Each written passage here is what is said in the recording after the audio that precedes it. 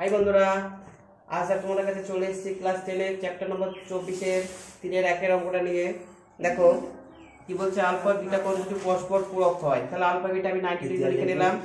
এবার কি বলেছে, sin square alpha plus sin square beta সমান সমান 1। তাহলে দেখো আমি এইখানে বিটা সমান এটাকে কি লিখতে পারি, বিটা সমান সমান আমি লিখতে পারি 90 ডিগ্রি বিয়োগ আলফা। তাহলে কি হচ্ছে sin square alpha plus sin square 90 degree বিয়োগ আলফা।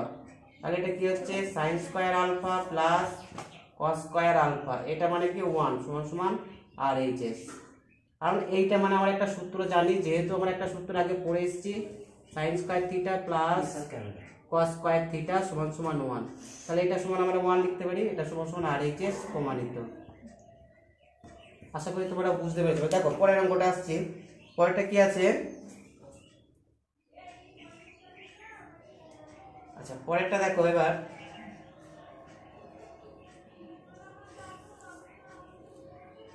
পরেরটা কি আছে, পরেরটা LHS দেখো কি কি প্রমাণ করতে বলেছে আমাদের।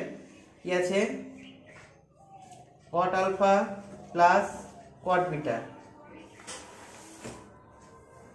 cot beta plus cos beta. আচ্ছা এটা আছে, এটাকে আমি তাহলে কি লিখতে পারি, এটাকে দেখো আমরা লিখতে পারি cos beta by sin beta plus cos beta.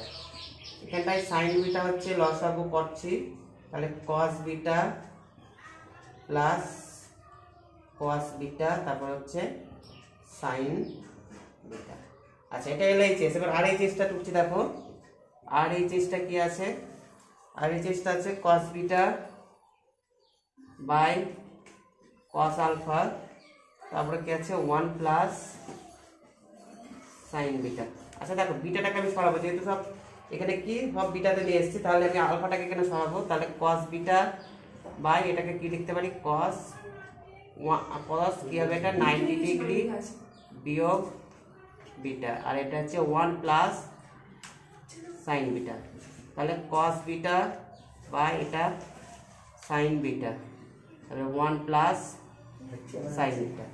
আচ্ছা দেখো এবার এটা আমি গুণ করে দিচ্ছি, ভালো এইখান থেকে আমি একইভাবে বাম পক্ষটাকে আমি যদি cos বিটা কমন নিয়ে নিই, তাহলে কত হচ্ছে 1 plus sin beta by sin beta.